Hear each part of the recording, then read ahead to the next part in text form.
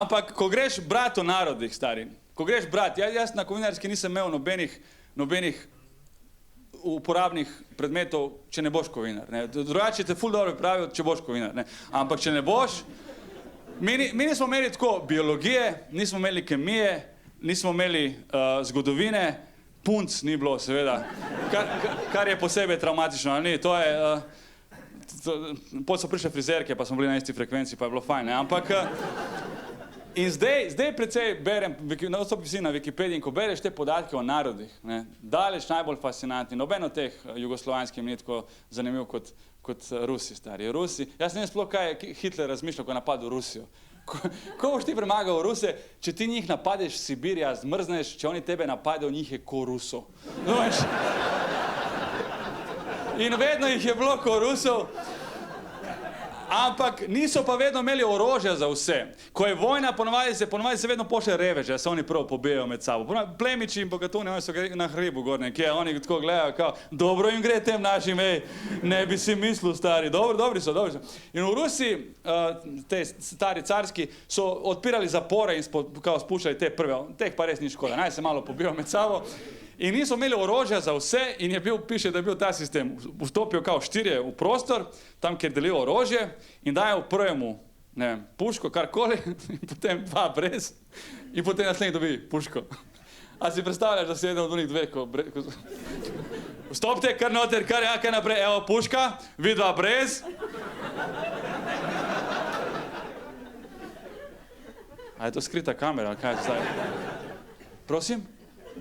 Brez, videl, brez. Na bojišče, brez orožja. A zdaj boš kompliciral, ali kaj, a? Ti si eden tistih, vidim jaz, ta bo za tega, vedno treba nekaj posebej ukvarjati, da. Pa kako bo na bojišču, pa padajo, kaos, to je kaos, ko je bitka, je kaos, ljudem stvari padajo po teh, boš našel nekaj tleh, aj, ne kompliciraj, In so šli dejansko v brez, stari. En je šel s puško, od zadaj 2 za njim. In ko je ta fasa umete, ko je padel na eno stran puška, na drugo in je bila gužva, da si to puška. Kao počasi, prvo jaz umrem, potem ti, vrsta.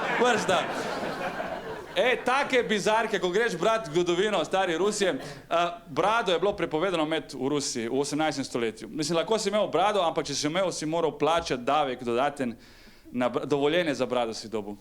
A si predstavljali danes tako, da te ostaje policaj do zvečer, kao, dober večer, gospod, vozniško in prometno, prosim, okej. Kaj pa dovoljenje za to brado, imate? A, imate, okej, da vidim, letna, zimska, okej, dobro. Stopite ven, da izmerimo profil, stopite ven. Ampak najbolj fascinantne podatke, kar sem prebral o Rusih, piše, da v tem istem 18. stoletju je živel možakar Feodor Vasiljev in njegova žena, skupaj sta imela 69 otrok. En moški, ena ženska, 69 otrok. Težko je verjeti, ampak to je Guinnessov rekord, lahko greste preveriti. Zdaj, prvo, kar se vprašaš, koliko cajta ona rojevala. Ampak fora je, da ni enega po enega. Ona je tako 8x4, 16x2, 36x3, ne vem. Res je moralo biti vsak dan za njo. Ona je kao se pogovarjala s sosedo čez ograjo, kao, a veš kaj moj preham? Veš kaj moj... Evo, tu ga bom dala, kar... Ja, samo malo. Evo še 2, dejte se igrati med sabo, Mami se pogovarja s teto, ja. Evo babuška, odpri, še enkrat, še enkrat, Ni glupo, zabavno je, odpri še enkrat, Zdaj pa se stavi nazaj. Pravi moj, da noče spet seksa, meni je non-stop do seksa, jaz bi res rada. A si videla mojo sosedo kao konkurenco? 14 otrok, ma luzerka, Samo Cirilica kao luzerka,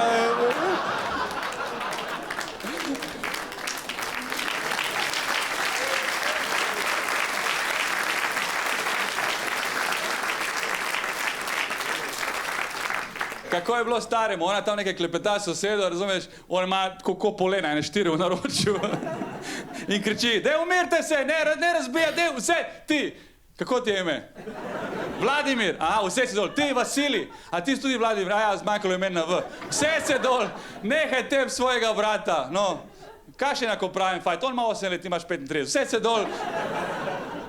In obri se, ne bom jaz zate davko plačeval. Kako je bilo, ko so imeli družinski sestanek? Po mojem približno takole, kot zdaj tukaj. On je prišel noter, imel prav mikrofon in rekel: "Dober večer, dragi otroci, draga žena. Prva in glavna točka dnevnega reda, kopalnica je ena sama, gremo se organizirati, lepo prosim."